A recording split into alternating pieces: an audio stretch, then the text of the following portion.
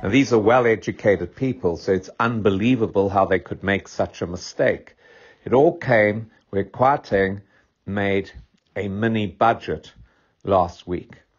And that was not this Friday, the Friday before. And in the mini budget, he planned tax cuts and without any funding, so that there'd be a huge budget deficit.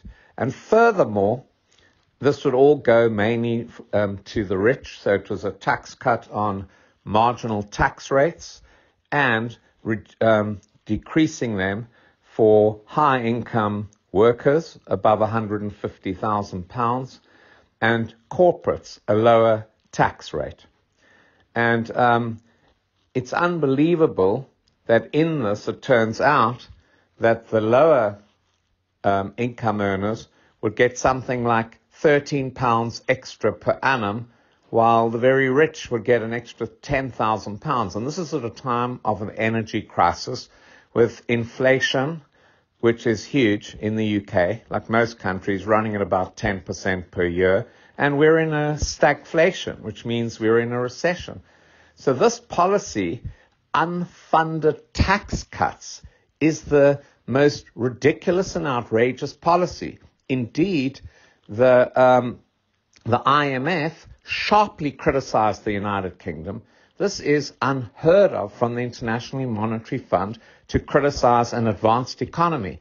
This is sort of, the UK, the fifth largest economy in the world, and they were like children told that this is an outrage. Of course it is. And the markets responded so negatively. Something of the order, I haven't measured it exactly, but it's something like £400 billion were wiped off the stock market, and gilts, which are our fixed income securities, they just got wiped out. And then that threatened pension funds. Why? Because pension funds, when gilts, that's fixed income securities in sterling, fall, fund managers have to post collateral, and they just didn't have the liquidity. So the Bank of England had to step in. So there were so many mistakes. It was so amateurish.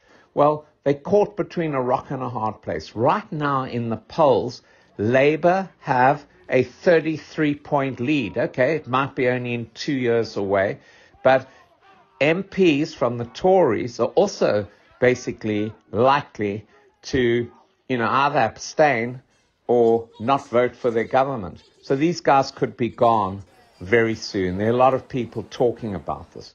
One way Liz Truss could save herself is to throw Kwasi Kwarteng under the bus and say she never agreed to the mini budget.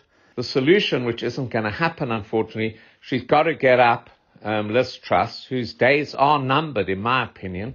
She should get up and say, this was executed very poorly. We just wanted to have a pro-growth strategy, but we realized you can't implement it too quickly given that we've got inflation.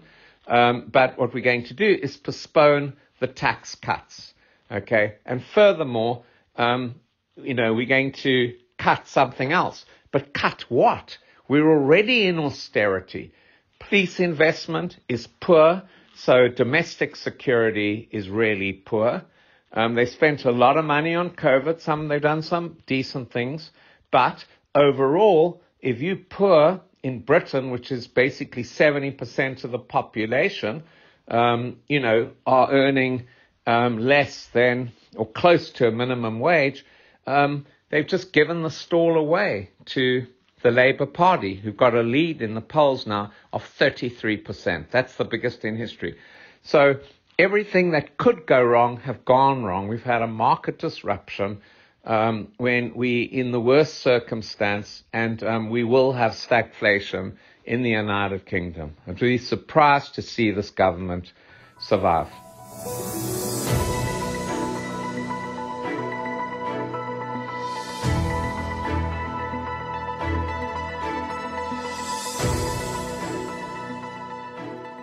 Sinjuri, dik kienet l-analiżi ġeopolitika ta' din il-ġimgħa. Jekk għandkom xi kummenti ibatu messaġġ fuq in-numru li jidher fuq l-iskrin permezz tal-WhatsApp. Issa sa nagħlqu l-programm bl-aħħar